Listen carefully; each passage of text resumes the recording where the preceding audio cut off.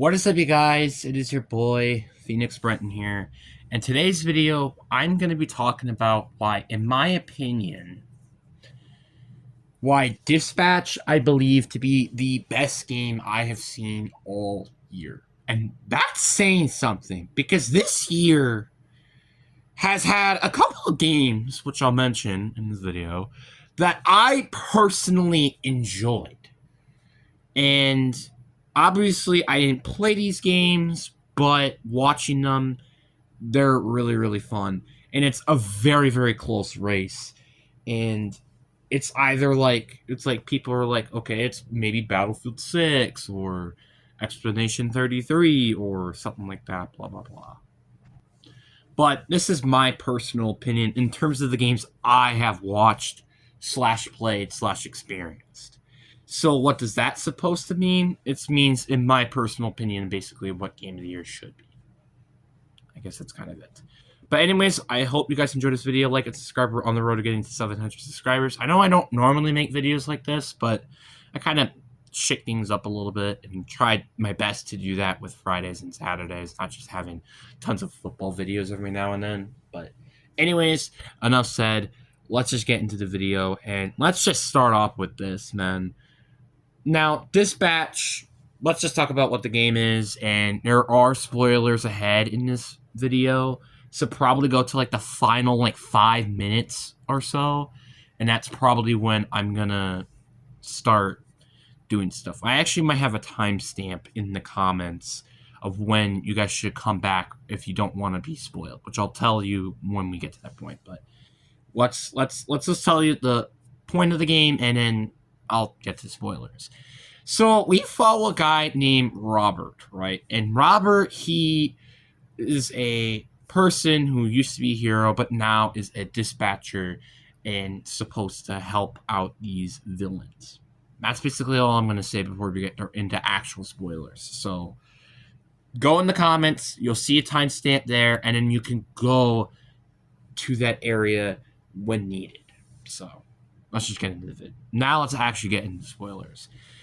So obviously we have the characters and stuff like that, and I'm gonna be honest, these characters are really, really good. I'm gonna be honest. Snownar, Coop, Phenomenon, Waterboy, Punch Up. They're it's such a great cast.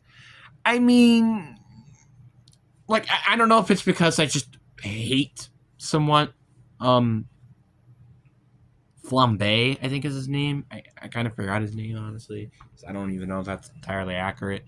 But I don't know if it's just his voice or is it just the character. But it's it feels a little snarky to my taste. I'm fine with snarky voices, kind of like Remy from Ratatouille.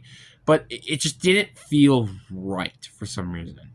I'm not saying that as a bad thing, but it just kind of threw me off a little bit in terms of the thing. But again, the voice acting was great. I'm not saying whoever voiced it, Flambe, did a terrible job. You did a great job. I think a lot of people did a great job, but I mean, it is actually, the more I think about it, Flambe is probably maybe the weakest one, because I feel like I wish he was more angry at some moments. It was something like that. More that villain energy, less of this energy, I'm not saying that as a bad thing. I'm just kind of saying this to my personal ideas or standards, and yada yada. So, once again, that's just my personal opinion. You guys can disagree with me all you want in the comment section. Probably say oh, Punch Up, he isn't that great. But I think Punch Up does a very good job, which was Jacksepticeye. I think he did a really good job of voice acting. I feel like there were good moments a lot. I mean, sometimes, though, I do admit, whoever voiced Robert, there were some moments where I'm I wish there was just more emotion. Because I'm not going to lie, there were some moments where I'm really? That was the best take you got from him? I'm not saying that as a bad thing, but it's just I feel like there could have been better. But nonetheless, this is still great voice acting. I'm not saying anything bad. This is great voice acting. I really appreciate it. I like who voiced it, Shroud. I think he did a very good job voice acting. The side characters did such a great job in voice acting. Not the hero guys, like just people like the bar and stuff. They did such a good job. Like, just Jesus Christ. The voice casting was just insane. And the story is just nuts. The fact you could, have a relationship with a Visigal or Blonde Blazer, like, that's so insane. You could kill Shroud at the end or not. Like, it's insane to think about, though, how this story has so much different directions. And honestly, I kind of miss games like that. So if you guys don't know, part of this studio that made this, which was like Anox Studios or whatever, was part of the Telltale's Games series, which obviously were more made of the Wolf Among Us game and also as well as the Walking Dead series. And I miss these type of games so freaking badly. Like, no game industry, maybe outside of the industry that made like Until Dawn, for example, I don't think could do good story-wise decisions / quick time events like this studio does.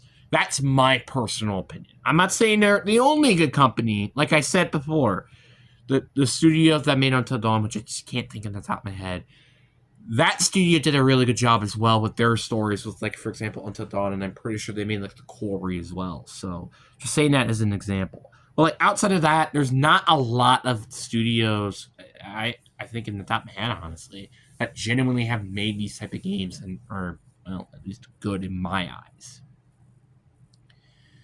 So, just again, I think the gameplay aspect of this is really interesting too. Not only that it's like a decision game, it's kind of a strategy game as well, which is so cool. I love the fact that this game takes multiple personas and just shove it into one.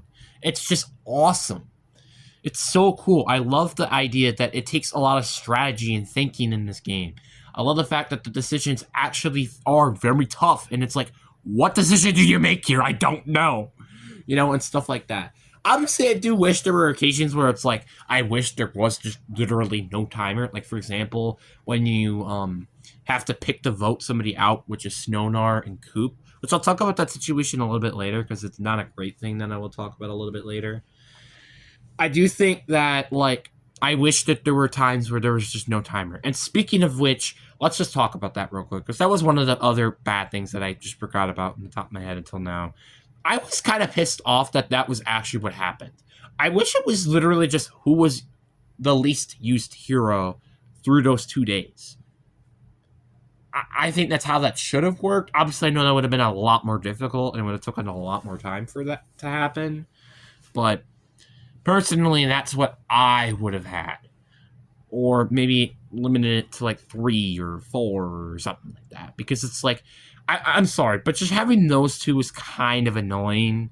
And obviously, I understand why they kept Invisigal, because it's like, well, she's very important to the story and stuff, but it still kind of pisses me off that it's like, that's kind of what happened. And honestly, Invisigal as well is kind of a mixed written character, because it's like, her redemption kind of came out of nowhere to some extent. And I'm not hating this because, like, again, I'm sexist or racist or something, whatever. But, like, I'm going to be honest with you. It's like, at first, it was like, okay, I don't even want to be here, blah, blah, blah. And then she's like, okay, you start to see something. Then she kind of just comes back to being a gigantic. And it just wasn't really fun to me. And then, like, during the final episodes, it's like she's starting to, like, redeem herself, and then she doesn't redeem herself, backstabs you, redeem yourself, backstabs you. It's just like, it's such annoying. I just wish it was like maybe like once or twice that we figured out that we were backstabbed. And also, one thing I will say is it's so predictable. Like, that she was the one who planted the bomb on us. That was pretty predictable throughout the entire freaking story, which is okay with me because honestly, this is like one of the occasions where I'm like okay with it because it's not a huge focal point in the story because it's kind of Robert and Shroud, not Robert and Invisigal. You know, that's one of the biggest problems I had with K-pop Demon Hunters. It was kind of not, it's not Queen Ma, I think is his name, and Rumi having their conflict. It was kind of just the feelings of demons and generational trauma and Rumi, which part of that was Genu was his name. I don't remember his name, but that's the point. Let's stop talking about the bad things. Let's just start back on getting some of the good things. The ending is amazing. This is probably one of the best endings I've ever had in my life. It's awesome. Also, Beef is the best character. I don't care what you say. Beef is the best character, and there's no debate. I mean, come on, guys. It's Beef. Beef is a freaking beast. He is the best. If he was part of the dispatch team, I would put him on that dispatch team, and he will be the best dispatcher ever. He would be the best hero ever. Trust me on that. Also, I love the fact that Chase doesn't actually die in the end. I understand like people might be a little upset with that, but I'm honestly okay with it. The reason why I'm okay with it is because there's an actual reasonable why he's back. Like he actually came and helped during the final fight. It's not just, oh, he comes back because he just can. That's not how that works. And I was really happy about that. I also happy that Robert kind of come back and realized like, man, what if I didn't decide to do some of these things, like making him run for Twinkies all the time because I'm just such a guilty during my childhood or something like that. Like, I love that so much. It's because that's what a normal person would do. Like, for example, and I can speak this with experience because my dog passed away, what was it, 3.5 years ago now? Damn, that doesn't feel like that long. But anyway, and I was just 2 weeks before she died, I went on a vacation. So, I was pretty freaking pissed. And I was like, man, I could have had an extra week with her, and it kind of frustrated me. And same thing with Mo, because guess what? She died a week and a half later. So, yeah. But I love the fact that it feels realistic. And that's one thing I loved about this game, too. It feels realistic. That is just such a great thing. I'm so happy that this game feels realistic. Because it can feel realistic without it being realistic. Like, for example, The Walking Dead, although might never happen, does, at least in the story, kind of feel realistic. I say to some extent, because some of the extents I do think that it's kind of bullcrap, and it's like, what the frick? But anyway, the point is that this was such a great game, and I also love the fact it can honestly be for all ages, to some extent. I say to some extent. The reason why is because there is, you can censor swears, which, by the way, is just such an amazing thing by a game. Why does games not do this more often? Like, come on, guys. And you can censor, like, all these, like, inappropriate parts, like, the human anatomy, as I'm going to call it. Which I think is really cool, and I think they did a decent enough job with it. I do think that there were some points where it's like, okay, they could have done better, but once again, the fact that they even did it was a good thing on its own. Because guess what? Not a lot of people, or I should say, games do something like that. Not a lot do. So I'm very grateful that they at least did that. And I love the fact that the heroes have a lot of different priorities and stuff. Like, they're all feel different characters. Like, Gollum is like just a gigantic, muddy freak. Flambe feels like an actual superhero, minus maybe the fire power, honestly. Because fire kind of makes me think of villains. Prism is like this pop star, and then we have like a devil. We have a girl who could turn invisible. Like they feel really nice with each other. And I also love Punch Up. I don't love him because it's just voiced by Jacksepticeye. Before you guys say that right away, I just love the uniqueness of the fact that this guy has the strength of 10 men, but his height of a half of a human. That's just hilarious to me. Like literally, that's what I mean. Honestly, when you really think if he was half of a human, let's say the average is like maybe like 5'10", hypothetically.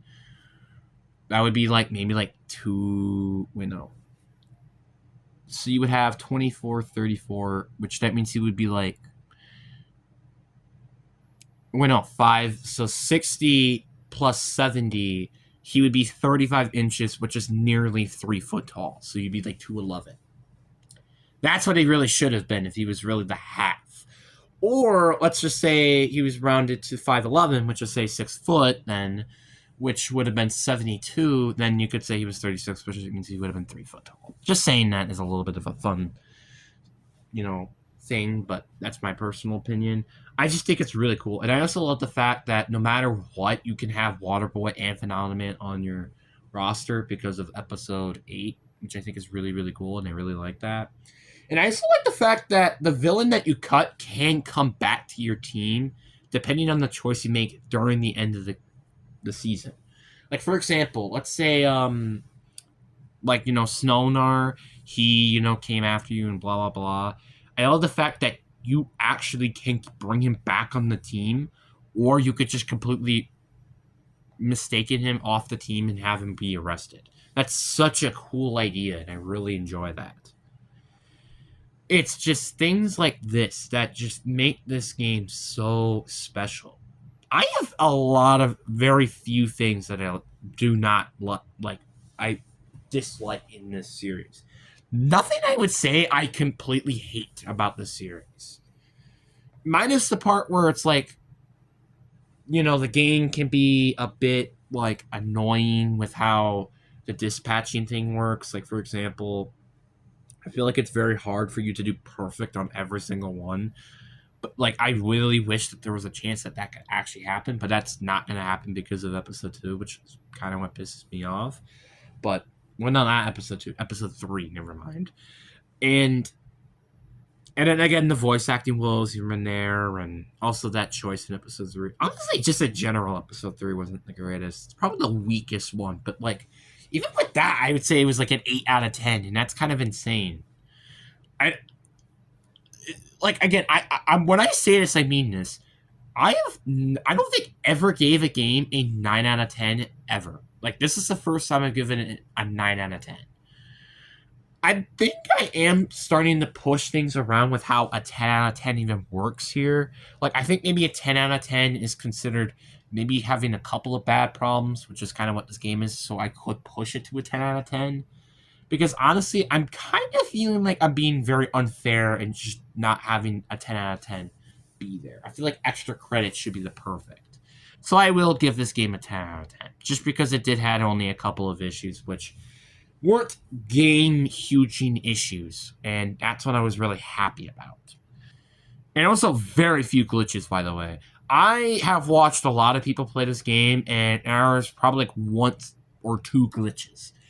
That is insane. Because when we're talking about like Call of Duty, for example, which is a big, massive company, they have a ton of glitches when their updates come at launch. So it's like, the fact that they did this as well is just freaking nuts.